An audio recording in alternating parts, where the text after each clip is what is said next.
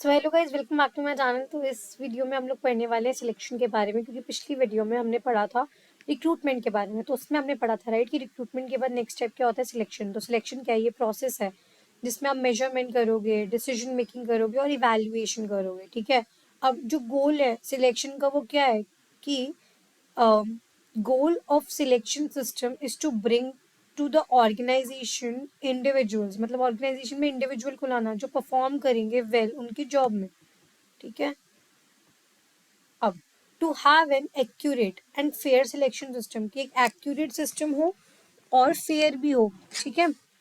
उसके लिए जो जो ऑर्गेनाइजेशन है, एक्यूरेट एंड फेयर सिस्टम, तो जो ऑर्गेनाइजेशन है must use reliable, important word है सी, रिलायबल और वैलिड मेजर्स यूज करने चाहिए ऑफ जॉब एप्लीकेंट कैरेक्टरिस्टिक्स। ठीक है।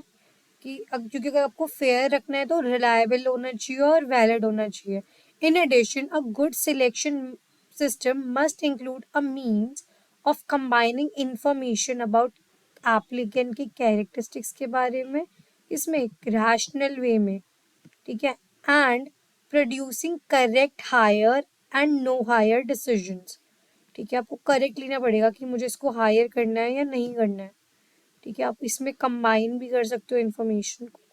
अब अ गुड पर्सोनल सिलेक्शन, अगर आपको किसी को सिलेक्ट करना है वो अच्छा वाला, तो उससे क्या होगा, should add to an overall effectiveness of the organisation. अगर अपने अच्छा जो पर्सन है जो स्किल्ड है, ठीक है, उसको अगर आपने हायर किया तो उससे क्या होगा, आपकी जो ऑर्गेनाइजेशन है उसकी इफेक्टिवनेस बढ़ेगी।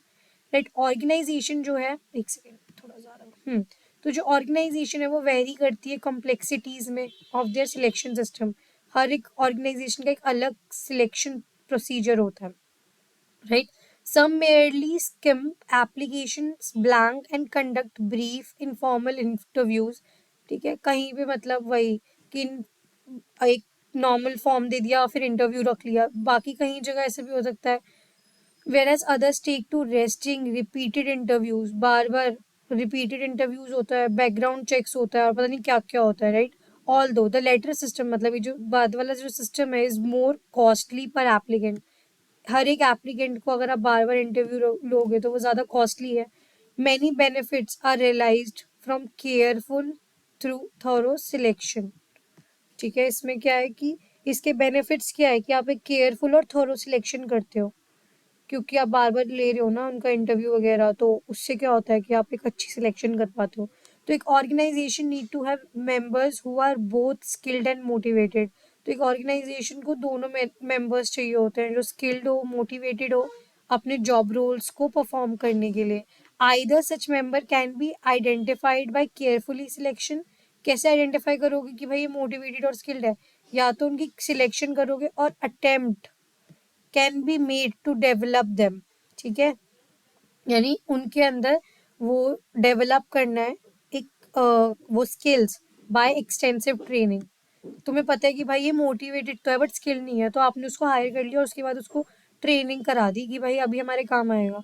10 कर्सरी सिलेक्शन में ग्रेटली इंक्रीज, तो इससे सिलेक्शन ज़्यादा इंक्रीज हो जाती है। Increase training and monitoring cost. अब इसमें ज़्यादा क्या है, ट्रेनिंग और मॉनिटरिंग कॉस्ट बढ़ जाती है। Whereas spending more on the selection process, अगर आप सिलेक्शन प्रोसेस पे ज़्यादा खर्च करोगे जो क्या करेगा, reduce these post hire expenses. ठीक है। क्योंकि अगर आपने सिलेक्शन पे ज़्यादा खर्चा कर लिया तो उसके बाद ये ट्रेनिंग वगैरह पे आपको खर्चा नहीं करना पड़ेगा, है ना। तो ये भी देखा जाता है। अब सिलेक्शन प्रोसीजर क्या हो सकते हैं, सिलेक्शन प्रोसीजर जो है एम्प्लॉय करता है सेवरल मेथड, जिससे आप इंफॉर्मेशन ले सको कैंडिडेट के बारे में, उसके क्वालिफिकेशंस क्या है, एक्सपीरियंस कितना है, फिजिकल एंड मेंटल एबिलिटी के बारे में, उनकी नेचर के बारे में, एक सेकेंड, बिहेवियर के बारे में, नॉलेज, एप्टीट्यूड। ठीक है।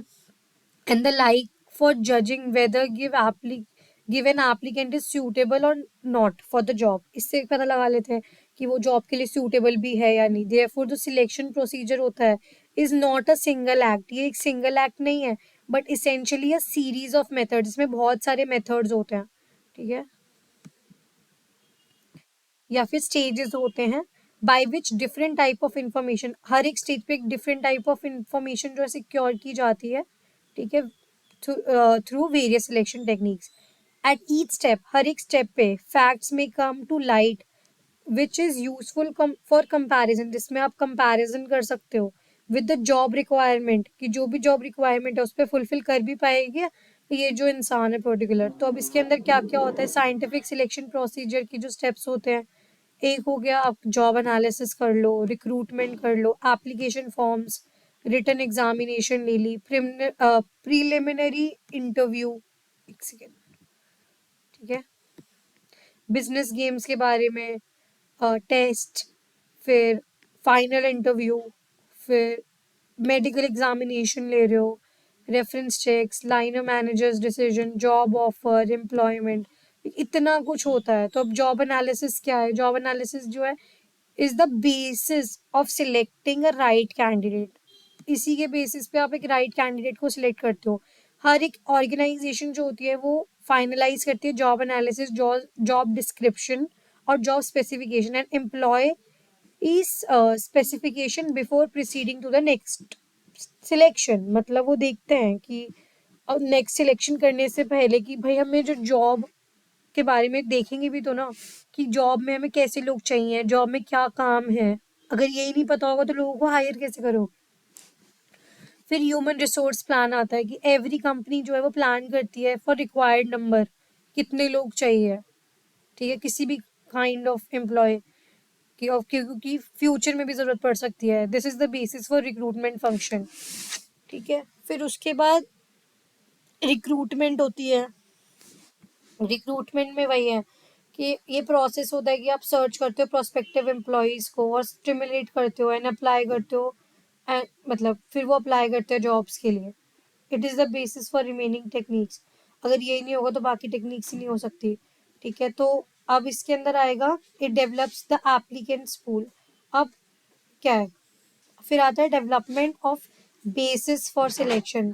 अब इसमें क्या है, company has to select the appropriate candidate. Company को एक एप्रोप्रिएट कैंडिडेट को सिलेक्ट करना होता है फ्रॉम द एप्लीकेंट्स पूल। इतने सारे जो लोग आए हैं, ठीक है, क्योंकि इतने सारे लोगों ने एप्लीकेशन दी है, तो अब उसमें से एक एप्रोप्रिएट कैंडिडेट को सिलेक्ट करना है। कंपनी डेवलप करती है, बोरो करती है एप्रोप्रिएट टेक्निक्स, ठीक है, जिससे वो स्क्रीनिंग कर पाए ऑफ द कैंडिडेट, जिससे वो सिलेक्ट करे एक एप्रोप्रिएट कैंडिडेट उनकी जॉब के लिए। अब एप्लीकेशन फॉर्म्स होते हैं, ठीक है, is also known as application blank. अब इसके अंदर क्या होता है, the technique of application bank, ठीक है, इज ट्रेडिशनल, ये ट्रेडिशनल है, widely accepted and securing information. इससे आप उनकी जो इंफॉर्मेशन है उसको भी सिक्योर कर सकते हो फ्रॉम द प्रोस्पेक्टिव कैंडिडेट्स, ठीक है। अब it can also be use as a device to screen the candidates at preliminary level. कि मतलब आप उसमें से आधे लोग तो वहीं से छाट दिया, अब इतने सारे लोगों ने किया, अब सबको थोड़ी आप इंटरव्यू वगैरह में या रिटर्न एग्जामिनेशन में वो कॉस्ट इफेक्टिव नहीं होता ना, तो आधे लोगों को आपने यहीं से छाट दिया। अब उसके बाद many companies formulate their own style of application form. सबका अलग अलग स्टाइल होता है क्योंकि जैसे उनकी रिक्वायरमेंट उस हिसाब का होता है, ठीक है, इंफॉर्मेशन भी उसी साइज की चाहिए, और based on the size of the company, nature of the business activities क्या है उस सब पे भी डिपेंड करता है, type and level of the job etcetera. Information is generally required, जो इन्फॉर्मेशन होता है for following item in the application form, कि personal background information, educational attainment, work experience कितना है, सैलरी, फिर पर्सनल डिटेल्स के बारे में, रेफरेंसेस के बारे में, राइट, ये सब भी देखा जाता है। फिर उसके बाद रिटन एग्जामिनेशन भी लिया जा सकता है। इसमें क्या होता है, organisation have to conduct written examination for the qualified candidate. अब जो यहाँ पे क्वालिफाई हो गए उनका उन्होंने क्या लिया, एक रिटन एग्जामिनेशन लिया, ठीक है, एप्लीकेशन के हिसाब से उनको स्क्रीन जो आए मतलब सिलेक्ट हो गए, अब उनको रिटन एग्जामिनेशन में बिठा दिया। अब इसके अंदर आप उनका अरिथमेटिकल कैलकुलेशन दे सकते हो, कैंडिडेट्स के एटीट्यूड देख सकते हो towards the job, the measure of candidate का जो एटीट्यूड है, रीजनिंग है, नॉलेज है वेरियस डिसिप्लिन में, वो सब आप देखोगे, लैंग्वेज, ठीक है, फिर जनरल नॉलेज। फिर प्रिलिमिनरी इंटरव्यू, फिर इंटरव्यू में बैठा देते हैं। अब इसके अंदर क्या है, वही है, is the solicit necessary information, कि भाई अब जो उसने बताया था फॉर्म वगैरह में वो सब सही भी है, उसको आता भी है, वो सब अब नॉर्मल है। मतलब एक यू you नो know, उनसे एक बातें करते हो, इंटरव्यू लेते हो, ठीक है, ये कंडक्ट होता है by an assistant in the personnel department, मतलब उस डिपार्टमेंट में कोई ऑलरेडी है वो लेता है। अब इससे क्या होगा, ये जो इन्फॉर्मेशन है वो प्रोवाइड करेगी कैंडिडेट की इस जॉब से रिलेटेड भी है या नहीं है, उसकी स्पेसिफिकेशन कैसी है, एजुकेशन, एक्सपीरियंस, सैलरी क्या एक्सपेक्ट कर रहा है, एटीट्यूड कैसा है जॉब की तरफ, age, physical appearance and other physical requirements जो उसके लिए चाहिए। 10, preliminary interview is useful as the process of eliminating, इसमें क्या एलिमिनेट कर रहे हो अनडिजायरेबल कैंडिडेट्स को और अनसूटेबल कैंडिडेट्स को, ठीक है, इन लोगों को आप एलिमिनेट कर रहे हो। If candidate satisfies job requirement, अगर वो सेटिस्फाई कर रहा है जॉब की requirement regarding most of the areas, he may be selected for further process, उसको सिलेक्ट कर लेते हैं फर्दर प्रोसेस को के लिए।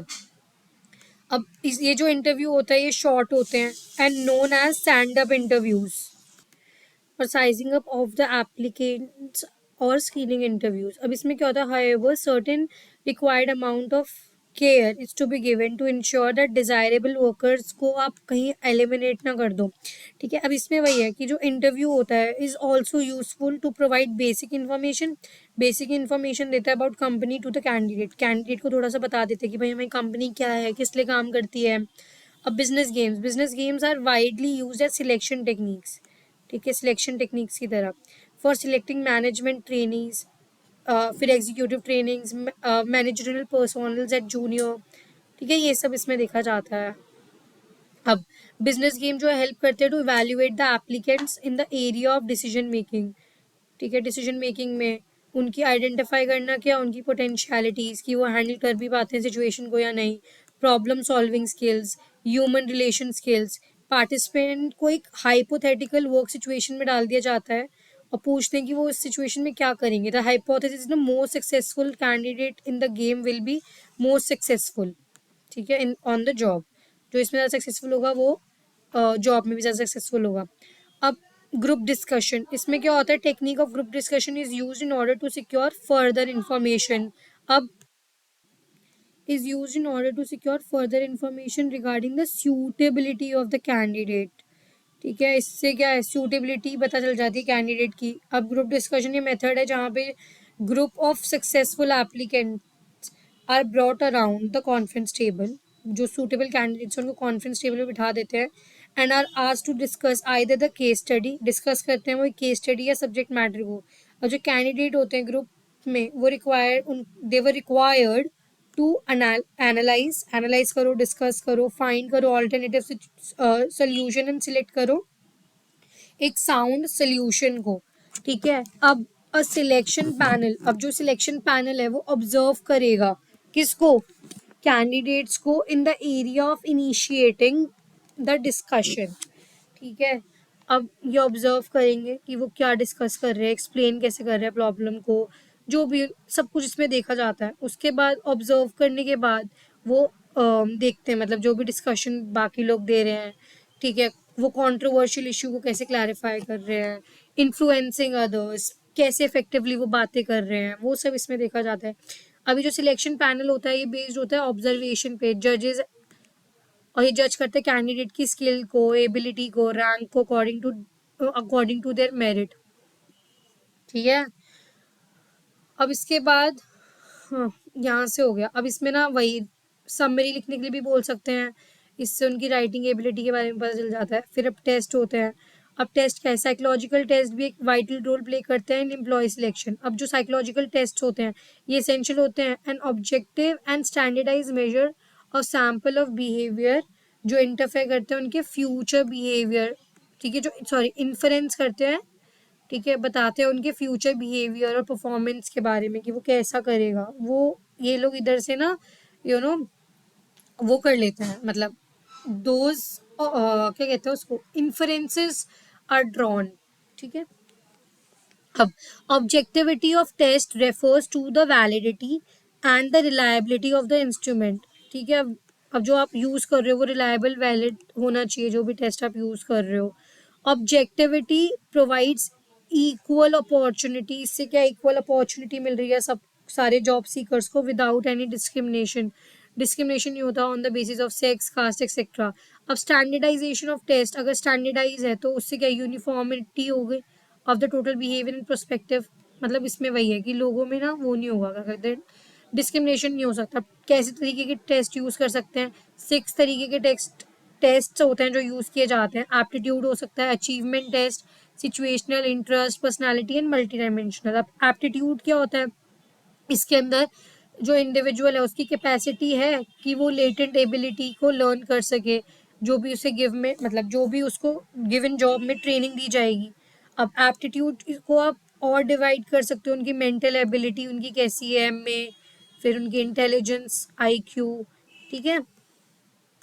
एंड स्पेसिफिक एटीट्यूड जैसे कि mechanical, clerical, manipulative capacities check कर सकते हो, ये होते हैं aptitude test, which I personally don't like. फिर होता है EQ, इमोशनल क्वोशंट। इसके अंदर क्या होता है, most of the organisation realise that emotional involvement, जब आप इमोशनली इन्वॉल्व होते हो एंड कमिटेड होते हो एम्प्लॉयज़ की तरफ, तो अब इसमें क्या होता है, मोस्ट ऑफ द जो ऑर्गेनाइजेशन है वो रियलाइज करती है जो इंसान का जो इमोशनल इन्वॉल्वमेंट होती है और जो कमिटमेंट होती है, ठीक है, जो भी एम्प्लॉय होता है उसका, वो उसकी कॉन्ट्रीब्यूशन टू द कंपनी को भी डिटरमाइन करती है rather than their intelligence quotient. ठीक है, तो EQ, according to some companies EQ is more important than IQ। Such EQ question जो भी मतलब होता है, जो EQ क्वेश्चन होता है is used as important criteria for employ selection process. ठीक है, आपकी मतलब वो कहिए कि कैसे वो हैंडल कर रहे हैं अपनी रिलेशनशिप को, मैनेज कर रहे हैं अपने इमोशंस को और दूसरों के, ठीक है, वही एम्पैथी एंड ऑल इसमें देखी जाती है। अब इसके अंदर आता है अचीवमेंट टेस्ट, जैसे कि these test are conducted when application जो है वो क्लेम करते हैं to know something, as these test are concerned with what one can accomplish, कि लोग क्या, एक इंसान जो है कोई भी एप्लीकेंट है वो क्या क्या अकम्प्लिश कर सकते हैं। ठीक है, अभी जो टेस्ट होते हैं ये ज़्यादा यूजफुल होते हैं to measure the value of a specific achievement, एक स्पेसिफिक अचीवमेंट बनाने के लिए। When an organisation wishes to employ experienced candidates, ठीक है, अब इससे क्या होता है, these test are classified into job knowledge test, एक सेकेंड, जॉब नॉलेज टेस्ट के बारे में, वर्क सैम्पल टेस्ट के बारे में। अब सिचुएशनल टेस्ट भी होते हैं।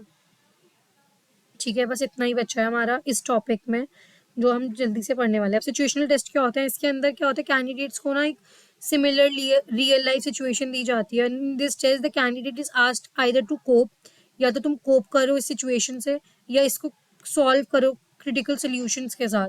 अब इंटरेस्ट टेस्ट भी होता है इसके अंदर, ये जो क्या होता है, ठीक है, इसको मैं मार्क कर देती हूँ ऐसे।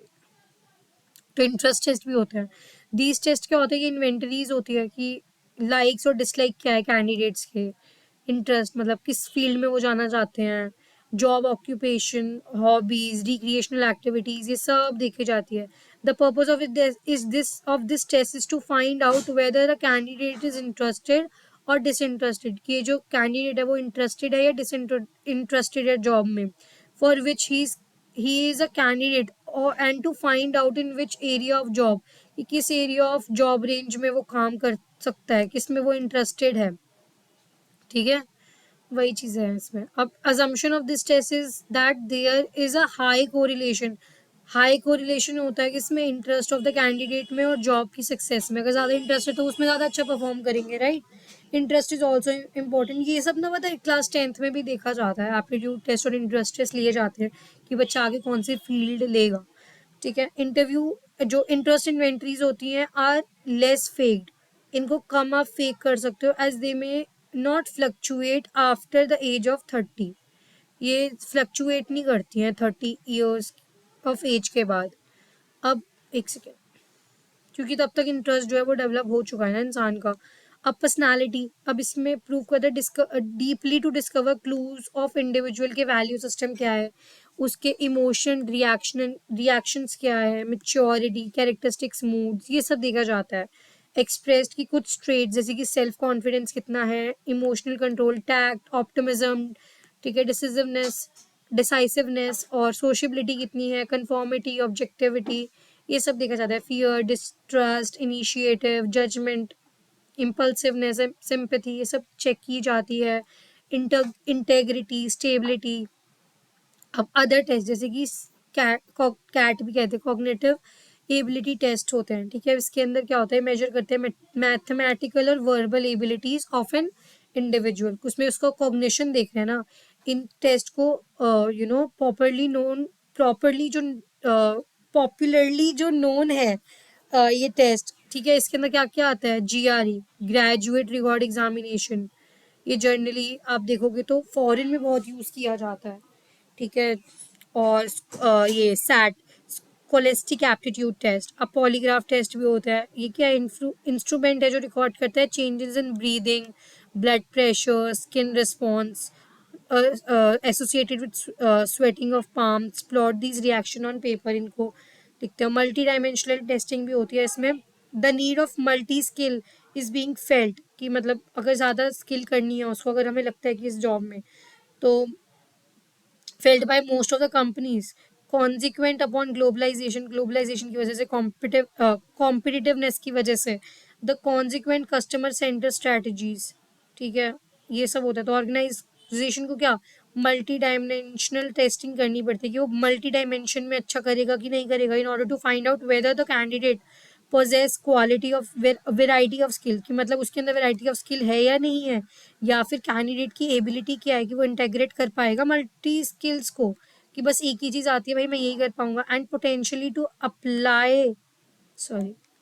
potentially to apply them based on situational and functional requirements, right? So by this we completed one more important topic of HRM, that is selection.